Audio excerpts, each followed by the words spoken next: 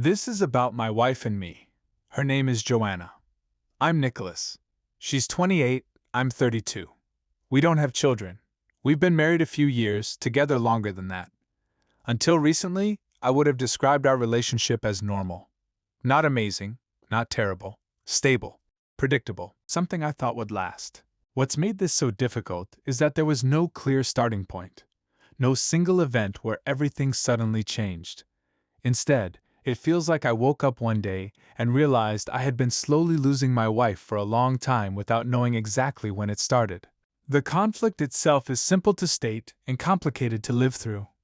I believe my wife cheated on me. But more than that, I believe she emotionally left the relationship long before I ever had proof of anything physical.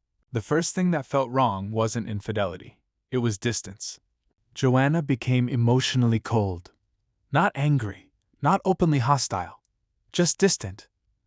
She stopped initiating physical contact almost entirely. No casual hugs, no reaching for my hand, no sitting close on the couch. When I tried to hug her, she'd often pull away slightly or stiffen. When I tried to kiss her, it felt like I was interrupting something. There was no intimacy. And I don't just mean sex. There was no warmth, no comfort, no sense that she wanted to be near me. Even small things like a hand on the arm or leaning against me disappeared. At first, I tried to be understanding. People go through phases. Stress can kill intimacy. I asked her if something was wrong. She said she was tired. She said work was draining her. She said she felt overwhelmed.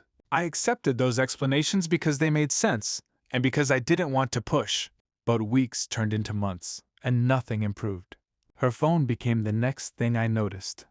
It was always in her hand, always nearby, always face down. She took it with her everywhere. If it buzzed, she checked it immediately. Sometimes she smiled when she read something. Sometimes she quickly locked the screen and put it away. When I asked who she was texting, her answers were vague. Just someone from work. A friend. She never offered names unless I pressed, and when I did press, she'd get annoyed and ask why I cared so much. That stung. Because I cared because she was my wife. Emotionally, she wasn't present anymore. Conversations felt shallow. I'd talk about my day and get short responses. If I stopped talking, she often didn't notice. I started feeling like a background presence in my own marriage. I tried to talk to her about feeling disconnected. That conversation didn't go well. She became defensive almost immediately. She said I was making her feel like she wasn't enough. She said she didn't have the energy for another problem. She said I was overthinking things. After that, I stopped bringing it up. Not because it stopped hurting, but because every attempt made me feel like the bad guy. That's when suspicion really started to grow. Not panic, not accusations. Just a quiet, persistent feeling that something wasn't right. A feeling that didn't go away no matter how much I tried to rationalize it. I started paying attention to details I'd never cared about before. Timing, patterns, behavior. She started working late more often. Not every night, but enough that our routines changed. We stopped having dinner together regularly. I went to bed alone more nights than not. She'd come home late, already tired, already checked out. I noticed she became more protective of her privacy. She changed her phone password. She started deleting message threads. She angled her phone away from me when typing. If I walked by, she'd lock it instinctively. I hated noticing these things. I hated the person I was becoming. I didn't want to monitor my wife. I didn't want to feel suspicious. But I also felt like I was losing my grip on reality, and noticing patterns was the only way to ground myself. I noticed she mentioned one coworker more than others. Not constantly, but consistently. His name came up casually, always in neutral contexts. It felt like she was deliberately normalizing it. I noticed she seemed happier when texting than when talking to me. That hurt more than I expected. It felt like watching someone invest emotional energy elsewhere while I was begging for scraps. I started doing what I can only describe as quiet investigation. Not dramatic spying. Just trying to understand whether I was imagining things. I paid attention to when she said she'd be at work versus when she actually came home. I noticed inconsistencies, small ones. Not enough to accuse her of lying, but enough to make me uneasy. I checked social media more than I ever had before. Not obsessively, but enough to see patterns. Likes, comments, timing, who interacted with her posts late at night. I felt ridiculous doing this. I felt ashamed. But at the same time, I felt like I was the only one still invested in understanding what was happening. Eventually, one night when she was in the shower, I checked her phone. I still don't feel good about that. I know it crossed a line. But at that point, I felt desperate for clarity. The uncertainty was eating me alive. I didn't find explicit sexual messages immediately. No photos, no obvious declarations of love. What I found instead was emotional intimacy. Long conversations, daily check-ins, inside jokes, personal details about her day, complaints about work, complaints about life, complaints about me. Seeing myself described as inattentive and emotionally unavailable to another man felt like being erased. I didn't confront her right away. I wanted to understand how deep it went. I wanted to be sure before blowing up my life. Over the next few weeks, I paid even closer attention. I noticed she deleted message threads regularly. I noticed she became more careful about when and where she used her phone. I noticed she seemed irritated by my presence, like I was interrupting something. I also noticed she made no effort to reconnect with me. No attempts to talk things out, no gestures of affection, nothing.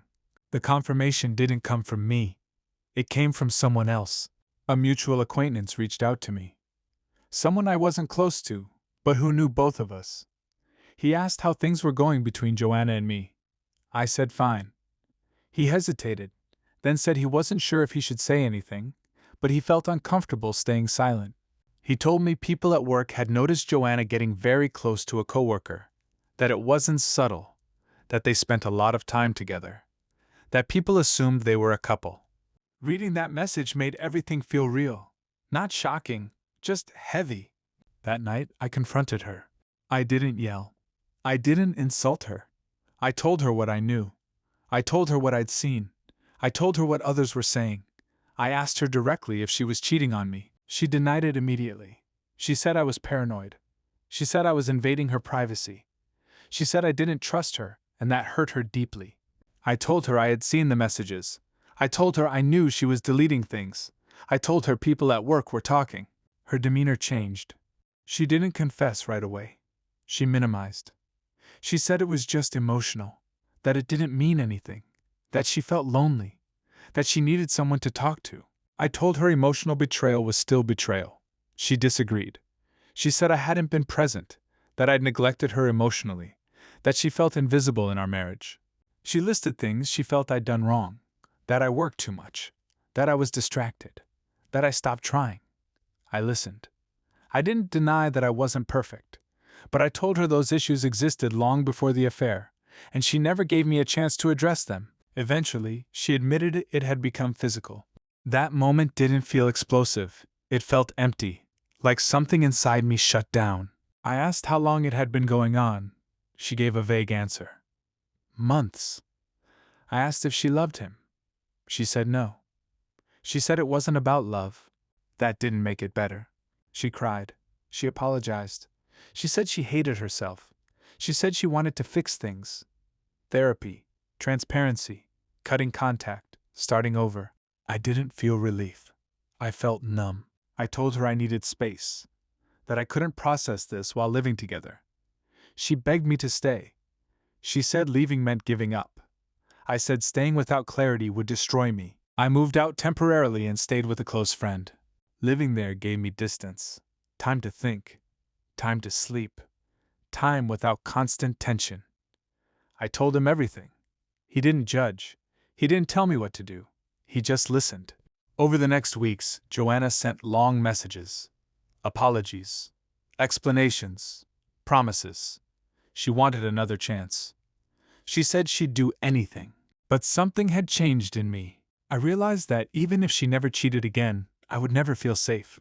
Every late night, every guarded phone, every shift in behavior would trigger doubt. My friend said something that stuck. He said I had to ask myself whether I could live like that without hating myself later. I posted here originally asking for advice. Most responses echoed the same thing. That trust rarely comes back fully. That staying would mean constant doubt. After weeks of thinking, individual therapy, and long conversations with my friend, I made a decision. I filed for divorce. I didn't do it impulsively. I did it because I couldn't imagine a future where I wasn't constantly questioning her honesty. I didn't want to become controlling. I didn't want to police her behavior. I didn't want to live in fear.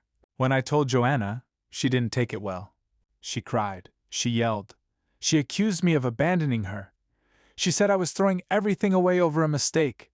She said I was punishing her forever. I told her it wasn't punishment. It was reality. I told her I no longer felt like her partner. I told her I didn't feel chosen. She kept saying we could fix it. I kept saying I didn't believe I could ever trust her again. One of her friends called me a few days later. She tried to convince me to reconsider. She talked about forgiveness and vows. When I didn't change my mind, her tone shifted. She called me weak. She called me insecure. She said it was obvious why Joanna cheated. That no woman wants a man who walks away instead of fighting. That call confirmed everything for me. The divorce is ongoing. It's not finalized yet, but the decision is made. I don't feel. If you liked this story, please subscribe and give us a thumbs up. It helps a lot, and you won't miss out on any future stories. Take care and live your best life.